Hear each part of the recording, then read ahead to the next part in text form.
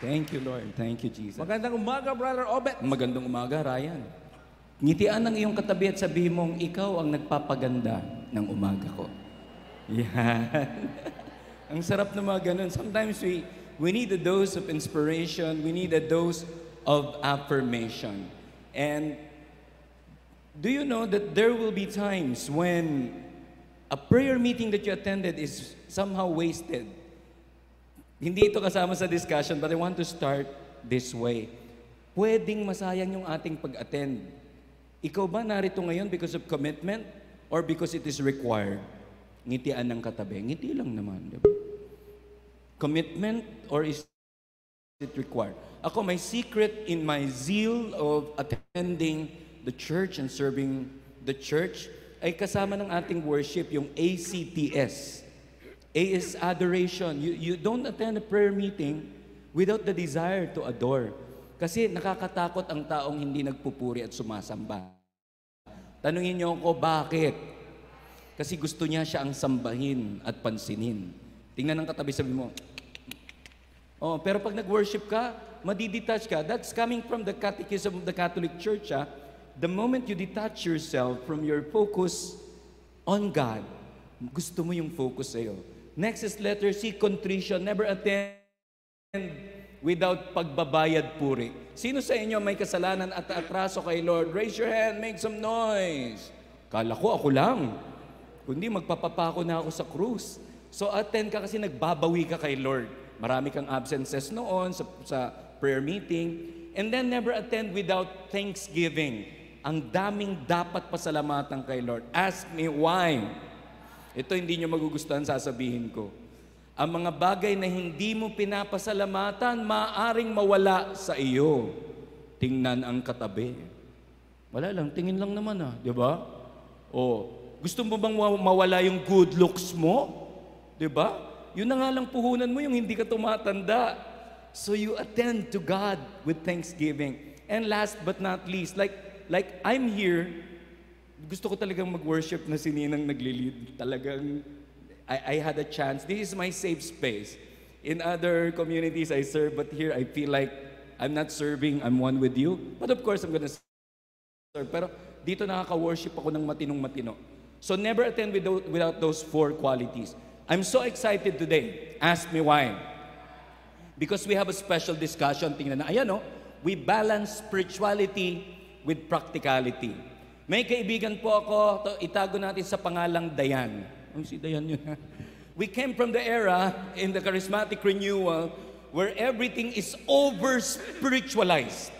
Halimbawa pag nalilate sa talk, sasabihin naming speaker, sorry po, oppression, nagdaan ako sa traffic. Ngayon ba oppression ng traffic? Hindi. Reality na siya. Konting kibot, naku, hindi tayo nag-deliverance prayer. Tapos, itong matindi, nung panahon namin na yun ni Dayan, pag may hindi okay na nangyari, sinisisi, demonyo. Na-oppress kasi ako, yung devil kasi. Pwede bang tamad ka lang talaga? May mga tao ang bilis manisi, but sometimes, there is a need for personal responsibility. That's why, sa tingin ko, sa modernong panahon na to, sa post-pandemic life natin and the newest normal, we need the balance of spirituality and practicality. Tingnan mo ang katabi mo kung bagay sa kanya ang description na spirituality. Yeah, mukha ba may spirituality ang katabi mo? Palakpakan mo naman siya kung meron. Meron ba siyang practicality? Pag meron, palakpakan mo rin. Wow. Tapos tanungin mo na rin, pwede ka bang utangan mamaya? Kasi practicality. Tapos, let's see the next slide. I see 2 stories within the story. Kung ito ay isang Netflix series, may 2 episode na involved. At ang una doon ay the second prediction of the passion and the second is the payment of temple tax. Ang ganda ng dynamics ng English gospel at Tagalog gospel. I am the overseer of the Light of Jesus family in South Asia. So I'm covering Indonesia, Vietnam, Singapore, and Malaysia. At sa Indonesia, I'm happy to announce to my ninang and Brother Ernie, ako lang ang foreigner doon. All of them Indonesians. And I'm happy to tell you, we extended not just in Jakarta, but also in Surabaya. Palakpakan natin si Lord. Marami tayong lengguwahe na kaakma ng bahasa. Pag ang bahasa ay ginamit ng mga Indonesia, ang tawag doon, Bahasa Indonesia. Pag ginamit naman ng mga Malay, Bahasa Malaysia. Pag ikaw ay taga Kamanava, Bahasa Valenzuela. Tama? Sa inyo yun, di ba? Baha nga doon. Anyways, yung word na dalamhati, they grieved, sabi sa English, when they heard this. Ang salitang dalamhati, halimbawa, pag meron silang kanan, it's right, it's bahasa. Pero ang kaliwa, kiri. Yan. Marami silang mga Visayan word. Mangan, mga ganyan. Pero ang gusto ko yung word na dalamhati. Sa ating mga Pilipino, ang konteksto ng dalamhati ay masidhing kalungkutan. Tama ba ako, Crisostomo Ibarra? Masidhing kalungkutan ay dalamhati. But when an Indonesian say, dalamhati, dalam is the depth, hati is heart, from the depth of your heart. Sabi mo sa katabi mo, Alam niyo yung dalawang yan, mahalaga yung dynamics ng dalamhati na grieving at dalamhati na sa kaibuturan ng iyong puso. Gayon pa man, ituloy natin ang talakayan. Brother Obet, anong relevance niyan sa buhay ko? The gospel is preparing us for reality. Naririnig natin palagi, be realistic. I'm not saying that when we say be realistic, huwag ka na maging spiritual. At pag sinabing be spiritual, do not detach your being practical. Kasi habang nandito tayo sa ating katawang tao, meron tayong mga limitations. Don't you worry, when we die, our spirit, our soul, will join with the Creator and we will be forever and ever. Saya, no? But it's your choice where to go. Yes, it's your choice. Hindi, hala, impyerno ko, hala, langit ako. It's actually the conglomeration of your choice. Whether you want to go smoking or non-smoking area pagtapos ng buhay. Amen? Pero anong significance ng second prediction of the Passion? Totoong-totoo mga kapatid, merong suffering and death. As I prepare this, I see a quote. Sabi ng quote, the two things that you cannot avoid in life is death and debt. Sa Tagalog, kamatayan at kautangan. Tingnan ang katabi. Walang salita, tingin lang. Dahil I'm sure, mag-a-apply sa kanya yung dalawang words. One of these days, haharapin natin ang kamatayan. And that's your specialty, your death care specialist. Global. Let's give the Lord a big hand. Ba, St. Peter, idol. Pero meron din tayong mga kautangan. Can I see a raise of hands sa isang tao dito na walang kautang-utang man lang? Meron ba? Gusto nung mga may utang, ipako sila sa krus. Pero that's my goal. I want to live a debt-free life. Pero meron talagang loans. It's a reality. Ang ganda ng salita ng Diyos kasi hinahanda ka niya, you will suffer. I will suffer. Even the richest man in the world has their own suffering. I tell you, think about the person you think don't have any problem. Nawala sa mental hospital. Exempted yun, ha? Okay, wala kang problema. Nasa Mandaluyong ka, Looban. Looban, ha? Mental hospital. Kaya lang, kaya mo ba yun na meron kang salwal sa ulo mo ilalagay? Habang may buhay, may dalamhati, may suffering, may death. Hindi ka makakatakas. At ang sarap na pinaghahandaan, ito. I'm beginning to study Stoic philosophy, and in that area of study, there is such a thing, pati theologians ginagamit to, as memento mori. Can you say memento mori? Memento mori. Bago ko i-define sa inyo, yung iba sa inyo alam na, pero bago ko i-define, ang mga kaparian daw, lalong-lalo na may mga kaibigan na monks, pag nakita, memento mori, memento mori. Parish priest po namin si Father Bobot Clemens. Sabi niya, itong mga tong, aga-aga pa itong mga kaparian na to. Memento mori. Tapos, nung sinasabihan siya ng memento mori, mauna ka na, Father. Yun ang response niya, mauna ka na. Kasi ibig sabihin ng memento mori, remember one day you will die. Kaya pag sinabi, mamamatay ka, sabi niya, mauna ka na, Father. I will die. You will die. Ay, ano? Ito na, oh. Sabi ko sa inyo, hindi applicable sa akin to dahil halos hanggang leeg ko na, Kaya I have them detach the microphone. Suffering and death. Kindly place your hand over your heart. Mahirap tong prayer na to, But say this, Lord, grant me the grace to prepare my life, mind, body, soul, and spirit, because I will experience my version of suffering and one day, death. In Jesus' name. Palakpakan natin si Lord. Ang sarap na meron tayong avenue sa prayer meeting na to na inihahanda tayo na one day we will suffer, one day we will death. Iba't-iba tayo ng area ng suffering. May biruan nga, lalong-lalo na, nakatali na ngayon nakatali na si Jose Marichan.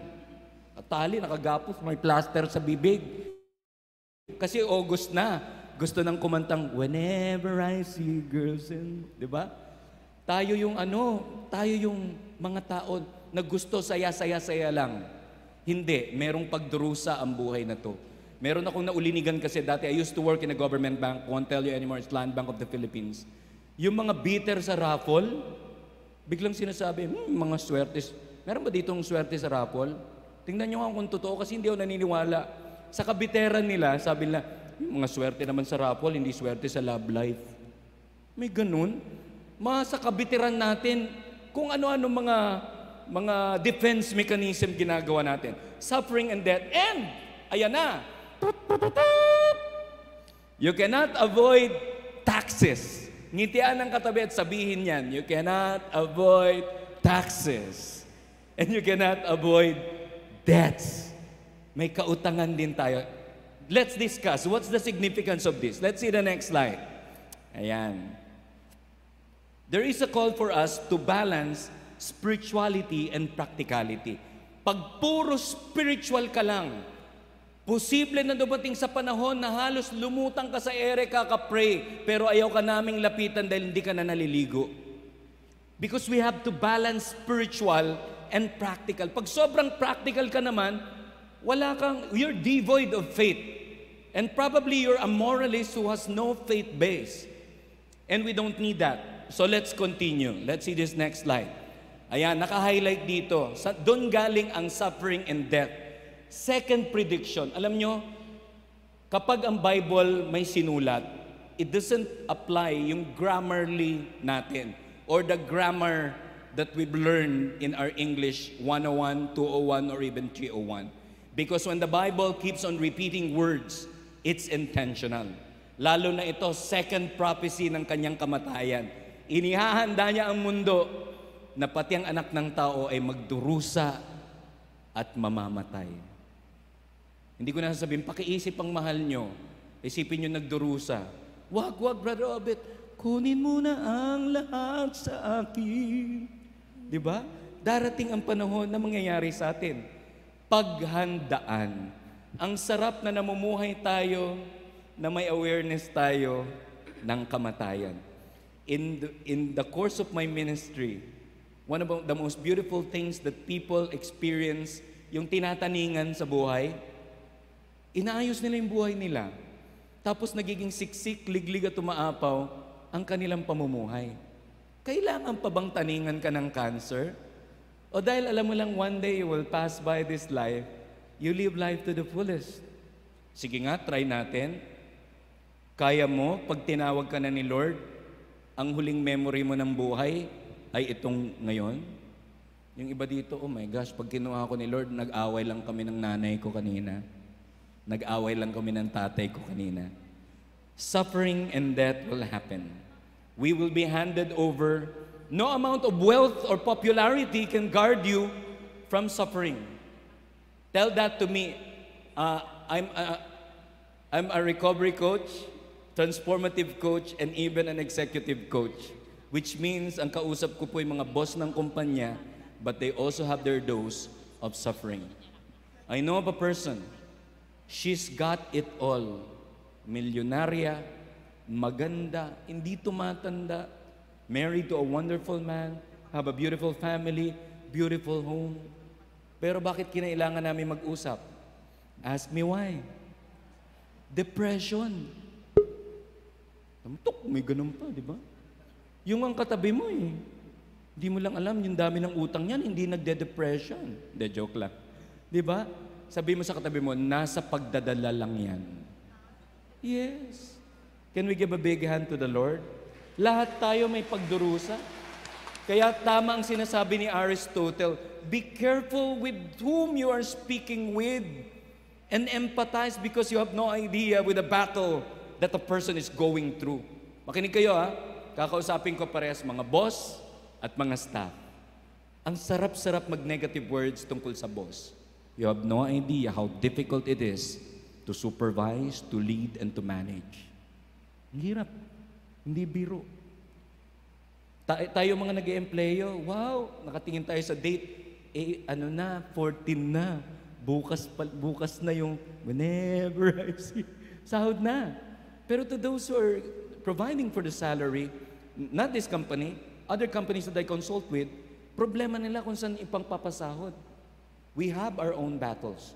We know of a person, they've got it all, but all their prayers to have their own son or child. Tapos wala silang calling for adoption. Iba't iba tayong pinagdadaanan. Yes? Lagay ang kamay sa puso. This is difficult, but we have to balance practicality and spirituality. Say this with me. Lord, this is a difficult prayer, but grant me the grace and the resilience and the fortitude to accept the reality of my trials, sufferings, and one of these days, even death. In Jesus' name. Sarap Palakpakan natin si Lord. Darating yun. Let's see next. Let's see the next line. At pag nakafocus ka sa suffering and death, something will happen. They were overwhelmed with grief. Kaya sabi natin, balansin natin dalawa. Pag palagi tayo nakafocus, puro na lang pagdurusa, o kaya mamamatay ako, you will be overwhelmed with grief. At hindi yun ang calling ni Lord. Ang calling ni Lord ay mabuhay ng ganap at kasiyasiya. Amen? Let's move on to the next slide. Anong paraan para ma-overcome namin yung grief o dalamhati? Kasi may pangako He will be raised on the third day. Merong idiomatic expression po or meaning ang 3 days sa Bible. Ask me, what's that? Indefinite short period of time. Minsan totoong 3 days. Minsan, they just want to say, indefinite short period of time. Tingnan ang katabi. Hindi halatang may pagdurusa siya, no?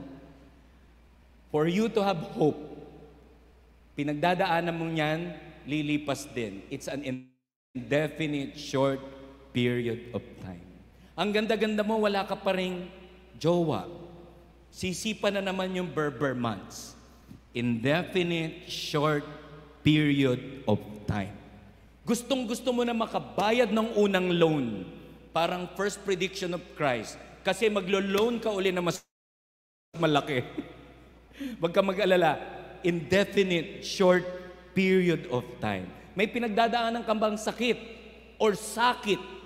Ganda ng wikang Pilipino. Sakit. Sickness. Sakit. Emotional pain. Ang galing, no? Indefinite short period of time. Akbayan ng katabi. Sabi mo sa katabi mo, umabot ka na sa puntong ito. Mag-give up ka pa ba? Kaya mo yan. Let's give the Lord a big hand, everybody. God is good. I had a counseling session last night. Diyos ko yung pinagdadaanan ng mag-asawa. You know what helped them? Sabi ko, don't define your days with the episodes, but make it clear that some things in your life are just episodes because it prepares you for the next season. Next series. Buti na lang Netflix fanatic yung kausap ko. Oo nga, no, puro kami, kala namin puro season, episode lang pala. Yung katabi mo, baka pinagdurusan niya, hindi series. Episode lang. Lilipas din ito. Ang sarap pa, no? This too shall pass. Let's see the next slide. We have to balance, in order to balance spirituality and practicality, let's balance hope and humanity. Meron kang pag-asa, pero tao ka. Pakisabi mo nga sa katabi mo para maunawaan ka. Sabi mo sa katabi mo, tao ako. Di ba? Yung mga boss natin, may damdamin din. Yung mga single people, lalo na may damdamin yan. Yung mga anak natin, may damdamin tao eh. Pero ibig sabihin ba, walang hope? Alam nyo na, antig yung damdamin ko nung sinabi ng misis ko, ikaw pinagsususpetsahan mo akong warrior. May faith din ako, kaya lang ito ang expression ng faith ko. Baka mas realistic ako sa iyo. Kaya kailangan balanse ang mga tao mataas ang faith at kita mo hindi pinagpa-partner yung sobrang lakas ng faith tsaka sobrang practical. Hindi pinagpa-partner yung dalawang sobrang lakas ng faith. Balance is power. Uy, ang gandang title ng book niya na. Balance is, ako pala author nun. So let's see next in the remaining. Ayan. Ngayon, ito naman nakakatuwang segue, no? Nagdadalamhati yung mga alagad, bigla may nagtanong, nagbabayad ba kayong tax? Yung mga timing kasi ng BIR nakakatuwa. Nasubukan nyo na yun sa buhay.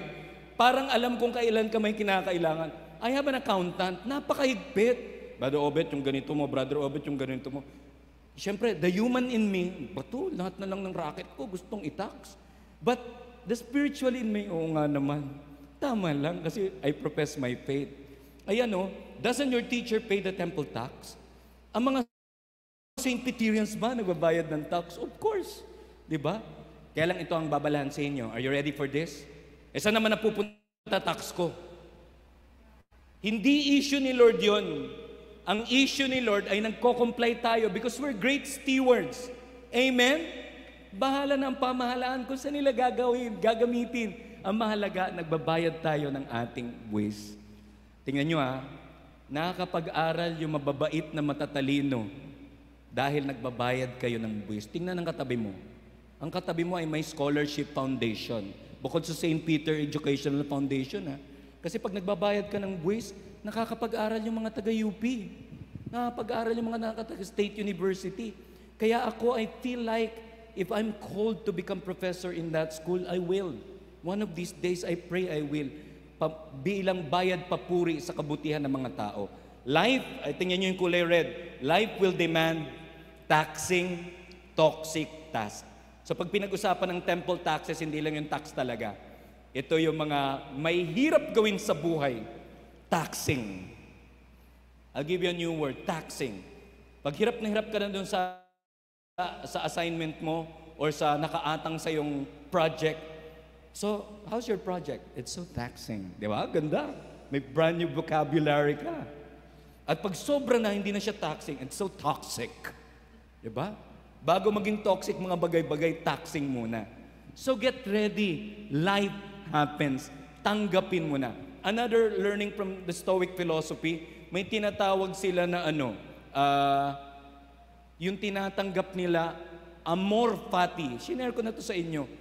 Mahalin mo kung anong pinagdadaanan mo. Tingnan ng katabi. Nakangiti ba? Ang ngiti o simangot niyan ay nakaugat sa pinagdadaanan niya. Kung tanggap ba niya o hindi ang pinagdadaanan niya. Next please, we're down to the last slides. But that we may not offend them. Malinaw kay Jesus na ang church, alam niyo bang simbahan ay exempted sa tax? The separation of the church and the state. There's a special law that lawyers know na hindi sila nagtatax. Pero that we may not offend them. Be careful, my dear friend, pag namumuhay ka at sanay na sanay ka nang maka-offend ng tao. Pag nasasanay ka na maka-offend, sometimes friendly banters, unas tiran lang, pero maya-maya, below the belt na. Beware, mga magkakaibigan, we have to do some trigger management. Ngitian mo ngayon katabi mo, lalo na yung mga kasama mo sa karaoke bar, sabi mo sa kanya, trigger management. Kasi ang ganda-ganda ng kanta, tutuksoyin mo dun sa tuksong ayaw niya. May hugot ang bawat tao. Iba-iba. Ako, ano ang aking hugot? Yung pagkamala na hindi ako sincere sa ministry ko. Siguro hugot natin lahat yan, no? Kaya may tinatawag si Jesus na sin against the Holy Spirit. Yung pagkamalan mo na si Lord ay demonyo. 'Di ba? My dear friends, this don't intentionally offend. So practice. Tingnan ng katabi, sabi mo sa kanya, kung nakalimutan ko man, sige, ito na ang chance ko. Sorry, tao lang. Di ba ang sarap? Next, please. Ayan. Ito nakakatuwa, may offshore account si Lord. Offshore account, Sige, mamingwit ka ng isda, Peter. Doon sa isda, nandun yung tax natin. Ito ang magandang part, and we will end here. Miracle provisions happen. If you balance spirituality and practicality, there will be days when there are no miracles. No. But there will be times that miracles will come and you know it's coming from God. Amen? Hindi araw-araw ang himala. Pero alam mong pag nanggaling doon, ay galing sa Panginoon. And that's my prayer for all of us today. Let's see the last slide. Ayan, maganda yung Samuel Goldwyn. May mga tao kasi, malas, swerte. Hindi totoo ang malas at swerte. Ito ang totoo. The harder you work, the luckier you get. Nadadaan sa sipag at tiyaga ang lahat ng bagay. Look, the last slide says, we are called to balance hope and humanity. May pag-asa ka, pero tanggap mo na taong-tao ka't nasasaktan. May tiwala ka sa Diyos, pero napagkakatiwalaan ka rin. At dahil napagkakatiwalaan ka, you will keep on improving. That is balancing spirituality and practicality. Everybody stand up. I want to pray.